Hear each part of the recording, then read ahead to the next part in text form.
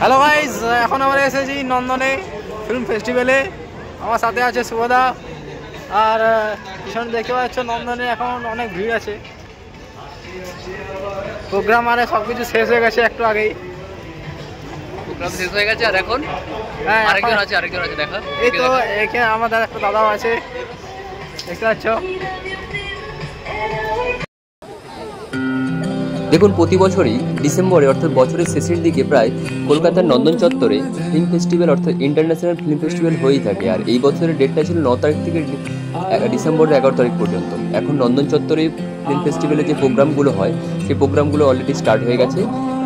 নন্দন চত্বরে এই বছরের যেই সাজানোটা সাজিয়েছে আগের বছর থেকে অনেকটা থিমগুলো পুরোপুরি আগের বছর যেমন থিমগুলো সাজিয়েছিল তার থেকে পরবর্তী নতুন যে আপগ্রেডেশন করে যে থিমগুলোকে পরবর্তীতে খুবই চেঞ্জ করা হয়েছে, দেখে তাই মনে হলো। আচ্ছা, যদি আপনারা এই নন্দন চত্বরে আসেন বা এই ফিল্ম ফেস্টিভ্যালে আসেন, আপনাদের আসতেই হবে। ওই ডিসেম্বরের 9 তারিখ থেকে স্টার্ট হয়েছে এই ফিল্ম ফেস্টিভ্যাল, চলবে ডিসেম্বরের 11 তারিখ পর্যন্ত। তো অবশ্যই আপনারা ঘুরে যেতে পারেন। যারা চলচ্চিত্র জগৎকে খুব বেশি ভালোবাসেন, যারা ফিল্ম বেশি দেখেন বা মুভি বেশি দেখেন বাংলা ছবি, তাদের ক্ষেত্রে আমি মনে করি নন্দন চত্বরে আসলে আপনাদের মনে হবে যে সত্যি খুব সুন্দরই একটা জায়গা এবং খুব সুন্দরভাবে সেরেছে। আমরা যেই দিন গেছিলাম এত সুন্দর সুন্দর থিম করেছিল। দেখুন, এই জায়গাটায় লেখা ছিল জানলা দিয়ে বিশ্বের দরবার, অর্থাৎ এত সুন্দর সুন্দর কার্টুন টাইপের বা বিভিন্ন টাইপের যে ছোটো ছোটো থিমগুলো হয় সেগুলো সাজিয়েছিল। আর এই যে এনাকে দেখতে পাচ্ছেন, এটা ছিলেন রবীন্দ্রনাথ ঠাকুর। মানে রবীন্দ্রনাথ ঠাকুরের মতো একদম হুবহু যে কপি পুরো দেখে তাই মনে হচ্ছিল। উনিও নন্দন চত্বর প্রায় থাকেন, অ্যাকচুয়ালি উনি থাকেন বাগবাজারের ওখানে।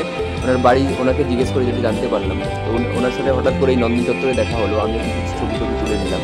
এটা দেখুন লেখা রয়েছে বাংলার সাহিত্যের প্রতিটা জায়গায়। যদি আপনারা ঘুরে দেখেন এই নন্দন চত্বরের ফিল্ম ফেস্টিভ্যালে, সত্যিই আমার মনে হয় যে কিছুটা সময় আপনারা এখানে যদি সময় দেন বা কিছুটা সময় কাটান, খুবই ভালো লাগবে। অফিস ডিউটির পর বা কাজের শেষের পর সন্ধ্যেবেলার পরেই এখানটায় ভিড় দেখা যায়। আর KIFF অর্থাৎ কলকাতা ইন্টারন্যাশনাল ফিল্ম ফেস্টিভ্যাল এত সুন্দরভাবে সাজায় প্রতিটা থিম। চলচ্চিত্র জগতের সমস্ত থিমগুলোই পাট করে সাজানো থাকে। আর নন্দন চত্বরের রবীন্দ্র সদন যেই জায়গাটা রয়েছে সেখানে তো কন্টিনিউ কোনো না কোনো মুভি চলছেই, বাংলা ছবি, প্রায় বাংলা ছবি থাকে। কারণ কলকাতা যেহেতু বাঙালি বেশি, সেই জন্য বাংলা ছবি বেশি প্রায়োরিটি দেওয়া হয় এখানে। আর যারা চলচ্চিত্রকে খুবই ভালোবাসেন তারা এই জায়গাতে প্রতি বছরই বোধহয় ঘুরতেই আসেন। আর আগেকার সময় যেই মুভিগুলো ছিল, অর্থাৎ উত্তম কুমারের সময় বা রঞ্জিত মল্লিক, উত্তম কুমার, সুচিত্রা সেন, সেই মুভিগুলোর যে ক্যাটলগুলো হয় সেই ক্যাটলগুলো এইভাবে প্রতিটা জায়গাতেই সুন্দর সুন্দর করে সাজিয়েছে। আর দেখুন, শুধু এখানে সেলফির জন্য শুধু বাচ্চারা ছোটাছুটি করে না, মেয়েরা ছোটাছুটি করে না, ছেলেরাও ছোটাছুটি করে। সেটা আপনারা এই চারটে সেলফি জোনটা দেখলে বুঝতে পারবেন।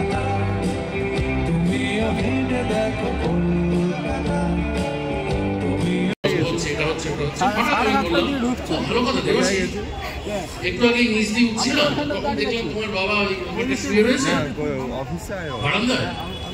আচ্ছা, তুই কোথায় ছিলি এতক্ষণ? বললাম কেমন আছে, তুমি কোনো উত্তর দিলে কোথায় ছিলি বল? চল খাবো, চল ভিডিও করে যাও।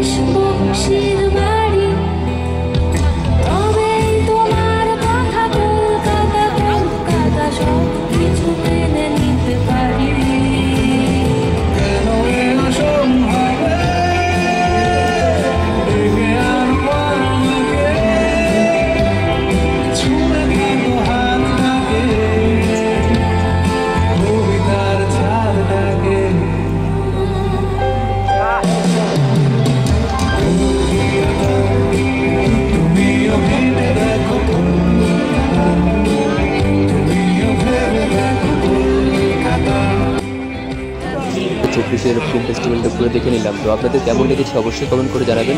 ভালো থাকবেন, সুস্থ থাকবেন।